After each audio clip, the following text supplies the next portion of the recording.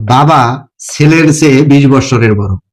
10 বছর পর তাদের বয়সের সমষ্টি 80 বছর হলে ছেলের বর্তমান বয়স কত? আর এই যে বাবা ছেলের চেয়ে 20 বছর বড়, কে বড়? বাবা বড়। আচ্ছা, ছেলেটা যদি আমরা এক্স বছর ধরি, তাহলে বাবার বয়সটা কত হবে? এই হলো ছেলের বয়স এক্স, তার থেকে কত বছরের বড়? 20 বছরের বড়। এই আমরা 20 যোগ দিলাম।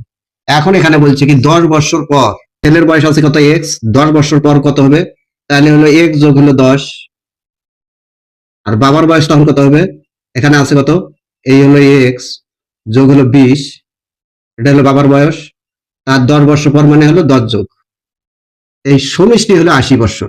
তাহলে এই দুই জনের যদি আমরা যোগ করি তখন হবে কত? বয়সটা হবে হলো 80 বছর। এখন এখানে আমরা ক্যালকুলেশন করব, এটা যদি আমরা যোগ করি তাহলে এক্স আর এক্স কত? 2x যোগ হলো কত? এই 20 আর 10, 30 আর 10 কত? 40, সমান হলো কত? 80। বা এই 2x সমান কত? এই হলো 80 বিয়োগ হলো 40, এটা সমান পাই কত? 40। অতএব x সমান কত?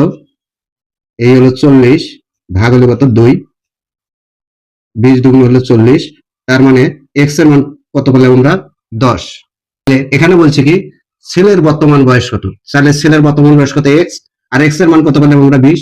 তার মানে ছেলের বর্তমান বয়স হলো 20 বছর। রাইট অ্যান্সার অপশন নম্বর খ। তাহলে এখন তোমরা বলো বাবার বর্তমান বয়স কত হবে? উত্তর জানাবে কমেন্ট বক্সে। ধন্যবাদ।